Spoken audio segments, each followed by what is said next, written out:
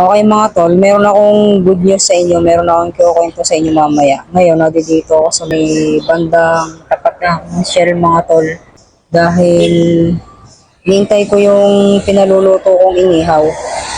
At pupunta ako kay na Jess, doon ako kakain. Kaya tara mga tol, samahan niyo ako. Okay mga tol, sana dinig niyo ako.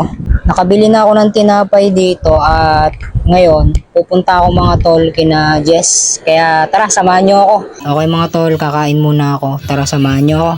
Ikaw tol? Okay pare, tapos na ako. Hindi tayo matitinag lalo na nadagdagan pa.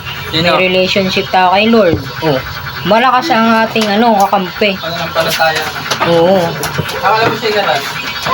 kanina. Kanina. Pero ako yung out na ako nun. Tumulong lang ako kanina. Pero umalis ka ngayon, sinong natira sa kanila? Si Saira, tsaka si Mara. Ayun na lang. Palis na rin sila, ano? Oo, ngayon. Closing. Ano ka gang oras umalis doon sa SM na yun? 9:30, 9. Mga 9 na mahigit.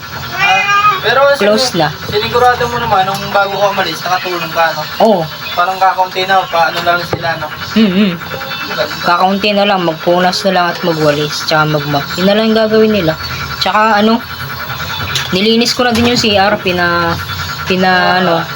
pinaliguan ko yung CR. Iba yun, na kung ibang lalaki yun, gagampiyahin, hindi na, no? Oo. Dahil katiwiran ay out na. Naalala ko nga yung sabi ni Coco Martin na Sabi ko, Martin. pagdating sa trabaho, ang trabaho kasi malaking opportunity din yan.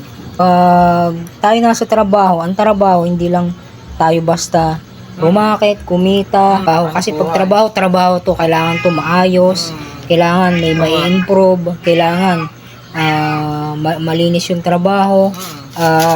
Sabi ni Coco Martin, yung mga kasama niya doon sa Batang Quiapo, bago magsimula ang taping, maaga pa lang. Halimbawa, ang taping ay 1:00 ng gabi. Halimbawa, madaling araw, 12 pa lang nandun na. Gayon?